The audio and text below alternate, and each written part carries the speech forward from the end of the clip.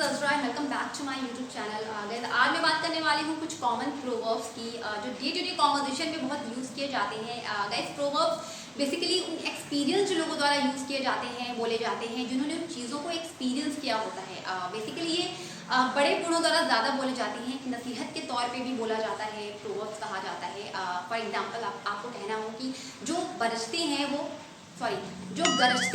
बरसते नहीं, अंत भला तो सब भला। तालियां जो है वो दोनों हाथों से बजती है, एक हाथ से नहीं बजती। अगर आपको कहना हो कि खरबूजे को देख के खरबूजा रंग बदलता है, अगर इस टाइप के आपको प्रोवर्ब्स बोलने हैं तो उनको इंग्लिश में हम कैसे बोलेंगे आज इस वीडियो में हम सीखेंगे। गाइस वो प्रोवर्ब्स को सीखने के लिए प्लीज़ इस वीडियो में अंत तक बने रहिए।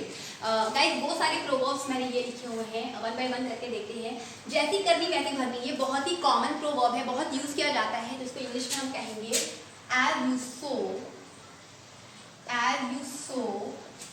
so shall you reap। यानी कि जैसा बोओगे वैसा काटोगे। ओके, जैसी करनी वैसी भरनी। नेक्स्ट है जंगल में मोती की कदर नहीं होती। इसका मतलब होता है a thing is valued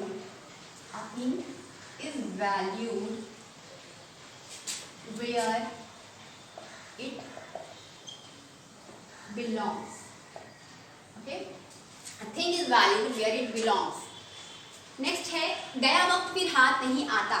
अगर आपको ये बोलना है तो आप कहेंगे time once lost cannot be regained।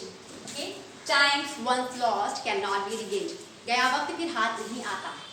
Next है खरबूजे को देख के खरबूजा रंग बदलता है।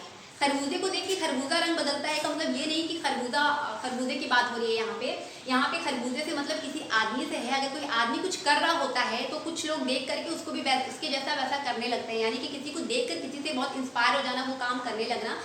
तो इसलिए ये कहावत कही गई कि खरबूजे को देख के खरबूजा रंग बदलता है। ओके, तो आप उसको कहेंगे सोसाइटी मोल्ड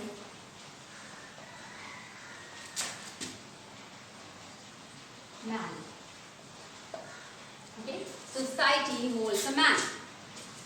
नेक्स्ट प्रोवर्ब है उधार दीजिए दुश्मन कीजिए। कहते हैं ना गाइस, कहावत है कि अगर किसी को दुश्मन बनाना है तो बस आप उसको पैसे उधार दे दीजिए, आपको दुश्मन बन जाएगा अपने आप। इसको कहेंगे इंग्लिश में give loan enemy own. Okay, आप कहेंगे give loan enemy own. Next है जो गरजते हैं वो बरसते हैं। ये भी बहुत ही कॉमन प्रोवर्ब है, बहुत यूज़ किया जाता है, इसको बहुत यूज़ किया जाता है कॉन्वर्सेशन में। अगर आपको कहना हो जो गरजते हैं वो बरसते नहीं तो इंग्लिश में बोलेंगे आप कि barking dogs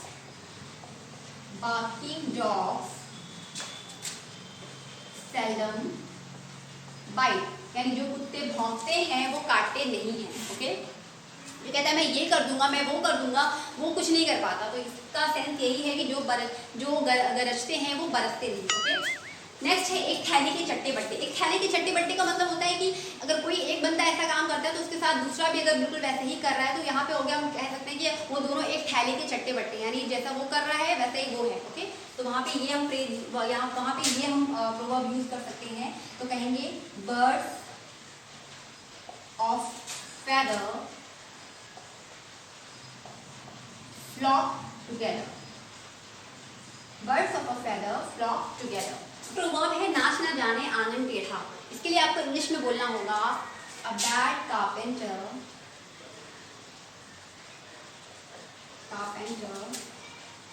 quarrels with his tools। यानी कि जो खराब कारपेंटर होगा वो हमेशा अपने औजारों के साथ लड़ाई करेगा। वो हमेशा, उसको अगर नहीं आएगा कुछ काम तो वो हमेशा ये बोलेगा कि मेरा ये औजार खराब है, मेरे पास औजार नहीं है, तो इस तरह के वो बहाने करेगा। तो आप वहाँ पे उस सिचुएशन में आप ऐसे बोल सकते हैं कि a bad carpenter quarrels with his tools. है अज्जल गगरी छलकत जाए। इसका मतलब क्या होता है, कहाँ की सिचुएशन में आपको यूज़ करना है। गाइस कभी अगर आपके सामने ऐसी सिचुएशन आ जाती है कि कोई ऐसा आपको दिख जाता है कि जिसके पास नॉलेज बहुत कम है लेकिन उसका दिखावा बहुत ज़्यादा करता है, या किसी के पास पैसे बहुत कम है लेकिन उसका दिखावा बहुत ज़्यादा करता है, तो आप वहाँ पे आप इस प्रोवर्ब का यूज़ कर सकते हैं। आप कह सकते हैं इसको इंग्लिश में कैसे बोलेंगे, इसको इंग्लिश में बोलेंगे an empty vessel makes much noise.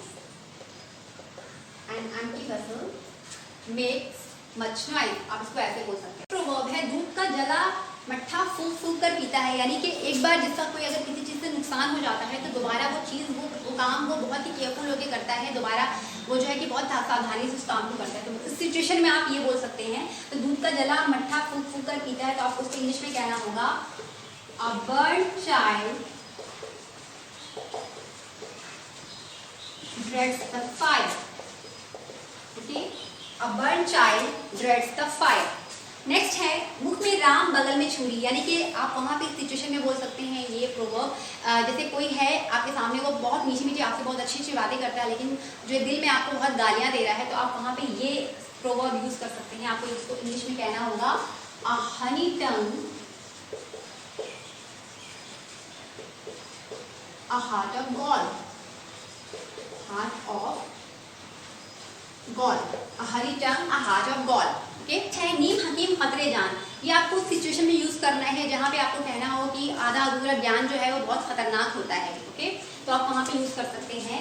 आप इस प्रोवर्ब को यूज करना होगा a little knowledge is a dangerous thing. आप कह सकते हैं a little knowledge is a dangerous thing. Next है अंत भला तो सब भला. ये बहुत ही कॉमन प्रोवर्ब है, ये भी बहुत यूज किया जाता है. आप इसको इंग्लिश में कहना होगा all's well that ends well. okay, आप कहेंगे all's well that ends well. Next proverb है कपड़े देख करके ही इज्जत मिलती है. ये प्रोवर्ब के लिए आपको यूज करना होगा, आप इंग्लिश में बोलेंगे इसे style makes the man. Style makes the man. Okay? Next है इस दुनिया में हर तरह के लोग होते हैं. आप इसको इंग्लिश में कहेंगे it takes all sorts to make the world. इस दुनिया में हर तरह के लोग होते हैं. it takes all sorts to make the world. ताली दोनों हाथों से बजती है, यानी कि अगर दो लोगों में लड़ाई हो रही है तो किसी एक की गलती नहीं होती है, दोनों लोगों की गलती होती है. इसका यही मतलब होता है. तो ऐसी सिचुएशन में आप ये बोल सकते हैं कि ताली हमेशा दोनों हाथों से बजती है. ओके, तो आपको कहना होगा इट टेक्स टू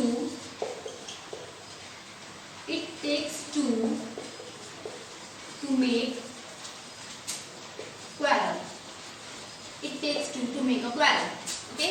गाइज ये थे सारे प्रोवर्ब्स. आई होप आपको समझ में आ गए होंगे. अगर कोई भी डाउट रह गया हो तो प्लीज़ मुझे कमेंट सेक्शन में लिख सकते हैं. अगर आपको आज का वीडियो अच्छा लगा हो, आपने ये प्रोवर्ब्स सीखे हो, तो प्लीज़ मेरे चैनल को लाइक और सब्सक्राइब कर दे, अपने दोस्तों के साथ शेयर करें. तो मिलती हूँ नेक्स्ट वीडियो में नेक्स्ट लेसन के साथ. Keep practising. Thank you so much guys for watching this video. Bye bye.